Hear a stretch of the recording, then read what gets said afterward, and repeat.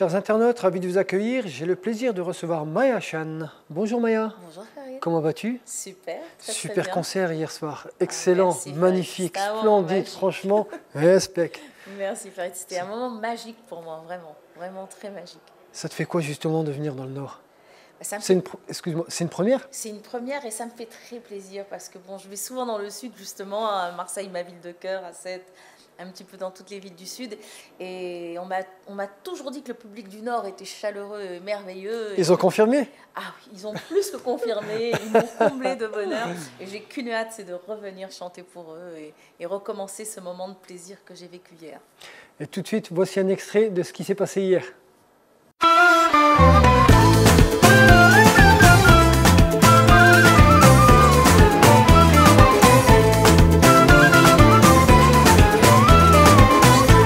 Un jour tu me dis oui, un jour tu me dis non. Tu changes comme un caméléon, accorde tes violons. Si tu me disais oui, je verrai l'horizon. Et laisse-moi vivre ma vie, pose pas trop de questions. La passion prime la raison, c'est ma résolution.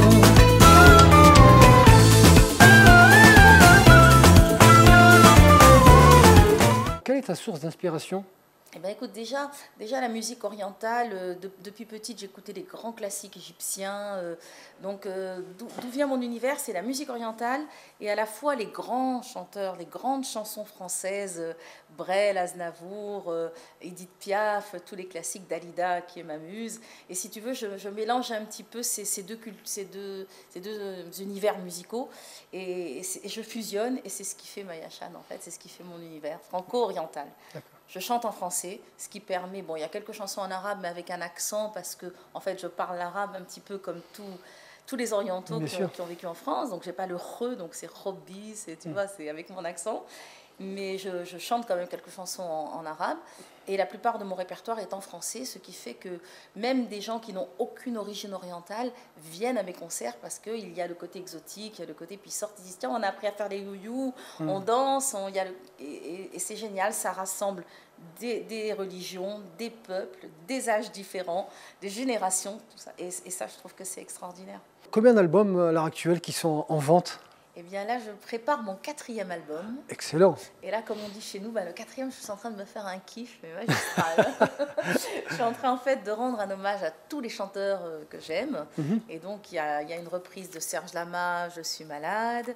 Il y a une chanson aussi des années 60, Demain tu te maries, Ne me quitte pas de Brel. Et puis quelques reprises que j'avais dans mes anciens albums, comme L'hymne à l'amour, Yazalem, la reprise de La Gitane de Félix Gray. Et je me fais comme ça un petit plaisir parce que je m'aperçois aussi au cours des concerts que les gens ont beaucoup de la nostalgie des chansons d'avant. Il y a Histoire d'un amour aussi de ma muse Dalida.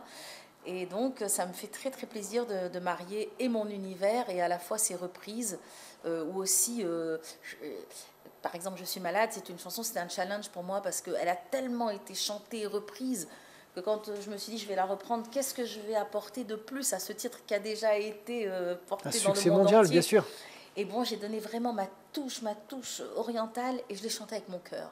C'est pas une chanson que j'ai eu envie de chanter avec grande voix comme l'ont fait un petit peu tous les artistes, mais par contre je l'ai intériorisée et quand je la chante sur scène, c'est un moment magique et le public le ressent comme moi je le ressens quoi. Et ça c'est merveilleux. Et en studio, comment se passent les séances studio?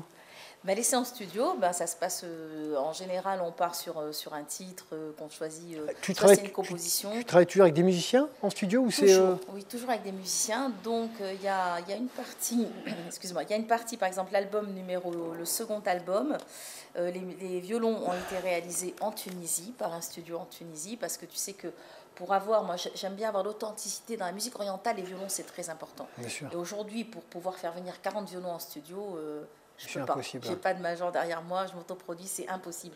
Donc du coup, j'ai à chaque fois des coups de cœur justement avec des studios. Donc sur le deuxième, c'était le studio de Tunisie où bien sûr Abdelrani Torki s'est déplacé, et on a enregistré les violons là-bas.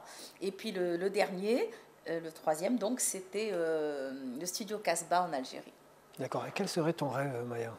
Mon rêve, l'Olympia déjà. Je pense que d'ailleurs quand je vais faire l'Olympia, je vais dormir la veille. Devant l'Olympia, rien que pour voir Maya Chan. Ton nom inscrit, voilà, Maya Chan. ça, je crois que c'est mon rêve absolu, vraiment. Et puis, bon, mon rêve absolu artistique, hein, Ah. parce que mon rêve absolu en tant que femme, c'est la paix dans le monde et de ne plus jamais voir un enfant pleurer, ni un enfant avoir faim, voilà, je suis très très touchée par tout ce qui se passe par rapport à ce qui se passe dans le monde. Voilà, Le contexte actuel dans le monde. Ouais. Voilà, franchement. Je trouve que les enfants... Tu es très touchée, très il faut blessée? les protéger. Oui, d'ailleurs, dans chacun de mes albums, j'ai une chanson sur la paix, dont une que j'ai chantée hier soir, Inch'Allah Shalom, les filles d'Orient. Et voilà, pour moi, disons que c'est mon rêve principal. Mais bon, si à l'Olympia après, why not? Mais tu es très souriante sur scène, hein. C'est impressionnant. Tu es vraiment très proche de ton public, très simple. Écoute, tu sais, moi je le dis à chaque fois que je vais ça rentrer se sur ressent scène, en fait. je Hein. le promets faire. Je suis Ouais. dans la loge, je suis en train de me préparer. Tu sais, on dit une mariée le jour de son mariage, elle a un visage, il y a un rayonnement qui vient, on ne sait pas. Ah, bien sûr. Et ben moi, quand je vais rentrer sur scène, c'est ça. Je crois que c'est le bonheur que j'ai à l'intérieur de retrouver mon public. Ou comme hier, un public que je découvrais. En hein, fait, c'est le Nord, hein, c'est le meilleur public. Hein. C'est une histoire d'amour qui commençait, là je m'adresse aux gens du Nord. Et vraiment, je suis heureuse. J'espère que cette histoire va continuer des années et que je ferai une très très grande salle dans le Nord. Ça me ferait plaisir. C'est ce que j'allais te proposer. Pourquoi pas éventuellement aux organisateurs, sachez que Maya, voilà, c'est... je lance un appel. Donc tout est prêt, j'ai les musiciens, j'ai les arrangeurs, il y a tout ce qu'il faut. Il ne nous manque plus que la salle. Si tu avais un message justement à passer à tous les gens qui nous regardent, qu'est-ce que tu pourrais leur dire? Ben, je leur dirais déjà d'aller sur YouTube, d'aller sur mon site, d'écouter ma musique, de découvrir mon univers et de chanter avec moi, même dans ces périodes de crise, ces périodes de difficultés que l'on passe. Et ben, la musique, c'est le meilleur facteur pour oublier tout. Donc ne jamais hésiter, et toujours appuyer sur son ordi, sur sa chaîne, dans la voiture, écouter de la musique et kiffer, parce que la vie est trop courte et qu'il faut kiffer. Maya, merci beaucoup d'avoir accepté cette invitation. Merci Ferry, je t'ai fait la merci bise. à toi. Merci beaucoup. Merci, un gros bisou. Puis je veux dire aussi qu'on a Nico, là, un caméraman, qui est trop beau gosse dans le Nord.